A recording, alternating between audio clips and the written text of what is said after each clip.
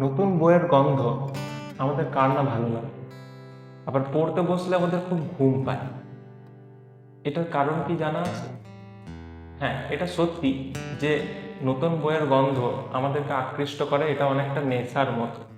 আর পড়তে বসলে আমাদের ঘুম পায়, তার কারণও কিন্তু নতুন বইয়ের বা পুরনো বইয়েরও হতে পারে সেই গন্ধ। এই গন্ধটা আসলে এই ঘটনাটাকে আসলে বলা হয় বিবলিওসোমিয়া। এটা শিক্ষার প্রতিশোধ, দুটো ভিন্ন যেটার কারণ হচ্ছে কিছু ভোলাটাইল অর্গানিক কম্পাউন্ড বা ভিওসি। এই ভিওসি কিভাবে তৈরি হয় না, বইয়ের যে পেপার, বইয়ের যে গ্লু আঠা, বইয়ের যে ইঙ্ক, এই সবগুলো মিলিত হয়ে একটা ভোলাটাইল অর্গানিক কম্পাউন্ড তৈরি করে।